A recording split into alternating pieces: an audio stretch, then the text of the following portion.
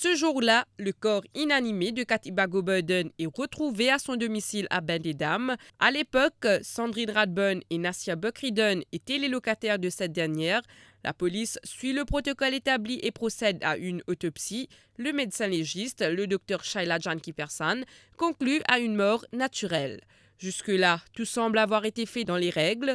Pascal Chantapania, qui vit en France, est informé du décès de sa femme et fait le déplacement pour les funérailles. À son arrivée, il constate des marques sur le visage de sa femme.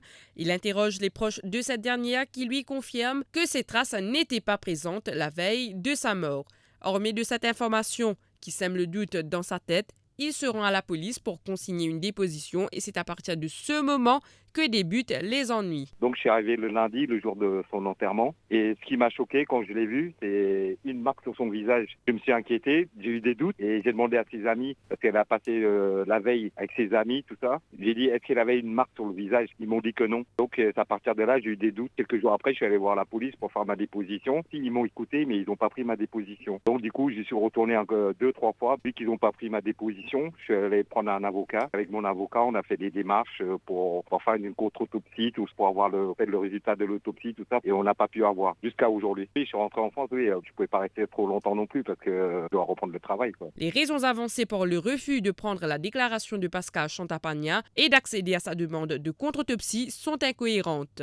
L'avocat du mari avance même que si la police avait agi à ce moment-là, un double meurtre aurait pu être évité. Les policiers refusent pour prendre une déclaration sous prétexte qu'il y a un rapport l'autopsie peut dire la cause est naturelle. C'est avec beaucoup de difficultés qu'il finit maintenant la façon de Bendedam. C'est à ce moment-là que M. Chantapania commence à faire une démarche pour capable gagner une contre-autopsie. Malheureusement, mon client est parti pour Maurice pendant longtemps, donc c'est difficile pour lui faire ça. Malgré tout, avec son instruction, nous finissons écrire une lettre au commissaire de police pour demander un rapport de toxicologie parce que le médecin légiste qui tu peux faire sa contre-autopsie-là, tu peux bien ça. Jusqu'à là, nous pouvons gagner une communication de ça. Mais le drame, c'est qu'entre mars 2022 à octobre, les temps fin gain nouvelle qui est du monde qui fin d'accord, qui autres fin touille l'épouse de mon client, dès les autres du monde, fin trouve la mort. Selon l'ancien policier Ranjit Joku, la procédure d'enquête pour tout corps retrouvé est simple.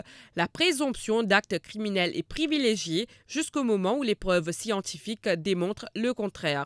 Dans le cas de Ousna Souken, il semble que, dès le début de cette affaire, la supposition d'un acte malveillant a été écartée. Comment on trouve un cadavre ou bien une partie d'un cadavre, n'importe qui côté. Par l'instruction de la police, c'est clair. Bien considère ça comme un cas de meurtre. Et la police bien prend toute bonne disposition pour préserver sa place quand il gagne à l'école là ou bien partie à l'école. L'étape bien sûr parce que la police scientifique bien venue ou bien sûr le médecin légiste bien venu sur place, il dépend circonstances donc il trouve sa cadavre là ou bien partie du cadavre. C'est ça qui peut faire qu'il soit du médecin légiste pour venir, il ne pas venir ici, mais il donne l'instruction aux scientifique comment pour procéder. Avec la réouverture de l'enquête, de nombreuses questions restent en suspens et doivent être répondues. Parmi qui a décidé de conclure à une mort naturelle et pourquoi la demande du mari de la défunte n'a pas même été prise en compte. Le médecin légiste, si un monde peut envie de faire une contre-autopsie, je pense qu'il y a non pour cacher là-dedans. La conclusion, il finit non, qu'il y a un monde qui